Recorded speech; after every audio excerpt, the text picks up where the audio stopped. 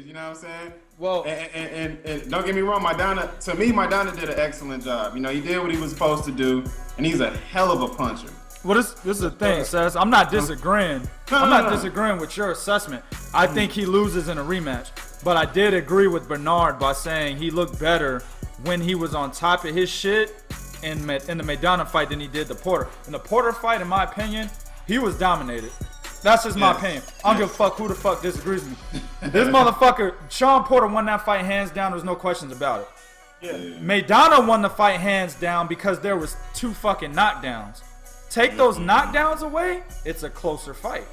And I challenge people to always go watch the fight over again and look at the scorecards over again. If you take those 2 knockdowns away, it is a closer fight. Even with Broner knocking Porter down, it was a hands down win. You see what I'm saying? Right. And the pressure with those 2 guys, like you said, I agree 100%. He can't handle the pressure. The reason why he can't handle the pressure is because he has that fucking wide ass stance. When you have that wide ass stance like that, you are less able to move backwards and to move laterally. So when motherfuckers are bull charging you, just like what Adrian Broner was saying in the pre-fight when he was in the ring clowning around and all them niggas was in there, and that motherfucker got down on his knees and was like, you know what I'm saying? And he was doing that shit. That's exactly what Sean Porter does, but with what one of his handlers should have fucking told him was like, nigga, you can't even stop that type of pressure. So why the fuck you clowning this nigga?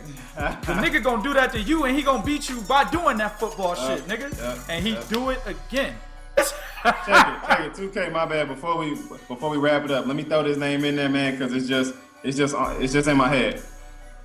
Either get the go. Look. This is how I would do it. If I'm his handlers, this is how I would do it. You go up to 47. I would get bullshit ass Aaron Martinez in my first fight back to 147 pounds. Aaron Martinez is probably gonna try to pressure him, but he's not that big of a puncher. Nah. So He should then, knock him out. yeah, exactly, and Broner should stop him. Then I would go after the Ghost, and then we could start talking other fights. But that's the thing, man, with Adrian Broner.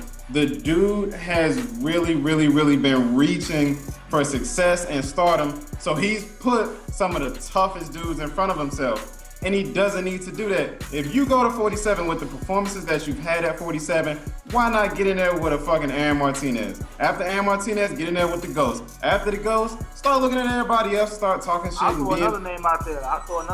Real quick. What about Jesse Vargas? Damn, nigga, he just took it. I was getting ready to say that is probably the guy. Like, I want to see the Ghost fight because that's an excellent fight. That's excitement. There's a possibility that both fighters can win in that fight. And just like in the Jesse Vargas fight, Jesse Vargas has a piston-ass jab. There's a possibility that he could fucking win in that fight. Only thing is with that is Adrian Broner's never had a problem with people's jabs. You know what I'm saying? He didn't have a problem with Paulie's jab. He's a boxer puncher, so he knows how to get away from the jab. It's the pressure that fucks with him. So I would say the safest fight at 147 for Broner, and this guy has a belt, would be Jesse fucking Vargas. Only problem there, Jesse Vargas is with who? Top rank. So we got a problem with that. Anything else, fellas? That's it, man. I'm done. I mean, there's another person with a belt. I mean, just Kell Brooks. Oh my God. Well, no. But we don't want to. I mean, does he have a style that can fight AB to work with, though? I'm just saying. No. Yo. AB can't work with Kell Brooks' style. Brooks would fucking kill him. I'm actually afraid for that fight to happen. Well, exactly. I think, man, Adrian Broner gets fucking obliterated. Kell Brook is Kell Brook is a 154 pounder. I don't give a fuck what anybody says. Yeah, hell yeah. He's a big ass dude. Yeah. Honestly, I think he can make 160 with ease, man. Exactly. I think he can too. I agree. So man, I think the lengths on that boy is ridiculous, man. Yeah, him calling out Triple G, I don't see nothing wrong with that because he's big enough to fight the motherfucker. Yeah, exactly. So I think if a guy who's naturally a 130 pounder who didn't look good at 147 against the most minute of competition with the exception of Marcos Maidana, You know what I'm saying? Even at that time, Marcos Maidana was not a big gun at 147. Like we mentioned his name maybe 5th or 6th.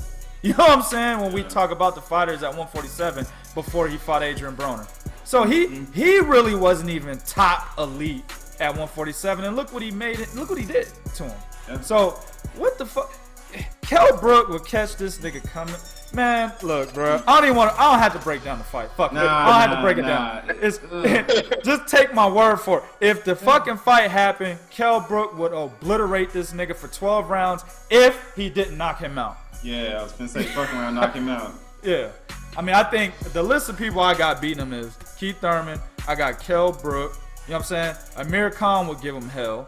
You know what I'm saying? With that hand speed. Motherfucking Danny Garcia might beat him. I think that is a closer matchup, but I think Danny Garcia's IQ would put him over Broner. I got that fight 50-50, man. That's a toss-up. Right? Yeah, it is a toss-up. I agree, and that's why I'm going with the IQ of Danny Garcia. I think Danny Garcia is much smarter than Adrian Broner. He's much smarter. Yeah, I think so. You know what I'm saying? And I think Chris Algieri. Chris Algieri gives him trouble. I think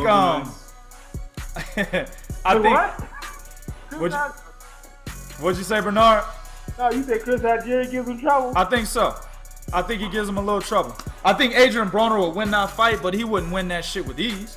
Hell no. I don't think so either. You got to look at Algieri. Algieri is a dude. He fights the way, and I said this in one of our last videos. He fights how you train him. Yeah. You know what I mean? Look at the disparity between the Amir Khan fight and the let's say Manny or Ruslan Provodnikov fight or Manny Pacquiao. He was purely boxing in those fights. Then when he fought Amir Khan, he came straight at Amir Khan. Yeah. You know, so he would train for what Broner doesn't do well, and that's take pressure. He's not a big puncher, but you know, I mean, remember the Malik Naji fight. Malik Naji did what Paulie does, and in my opinion, I had Paulie Malignaggi winning that fight. I don't think Adrian Broner is any better than he was when he moved up to 147 the first time. I think he's the exact same fighter. He's not any better.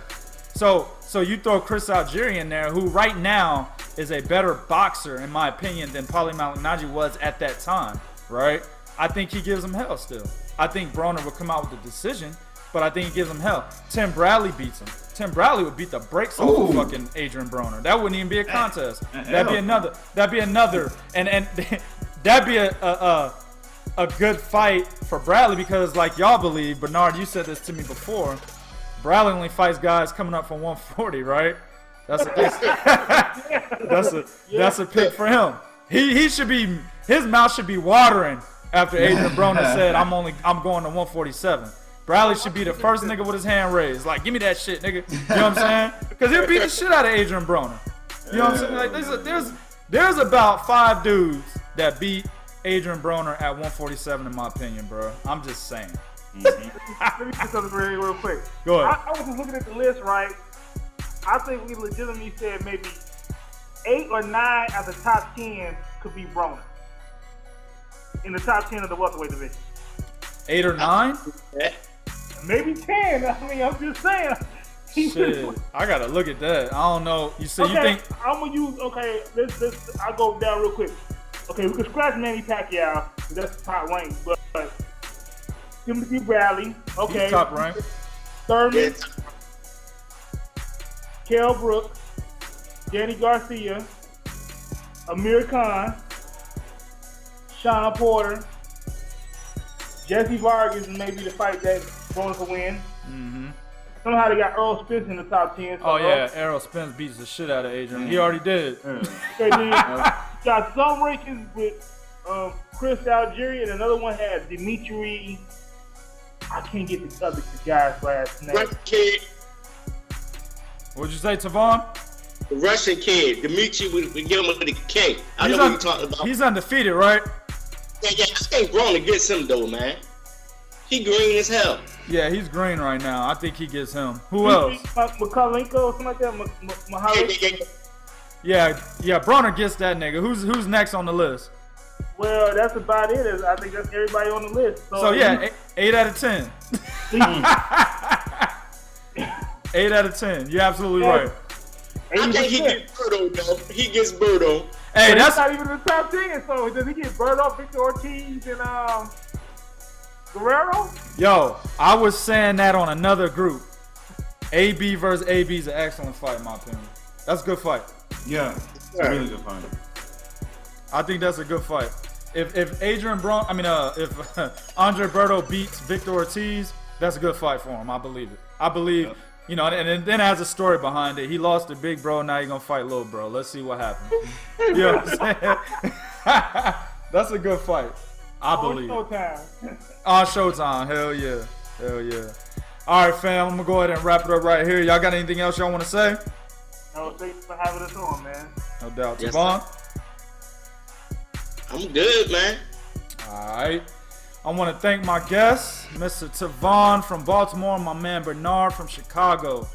YouTube, do what you do in the comment section. Will be real. This is real talk for real fans. One.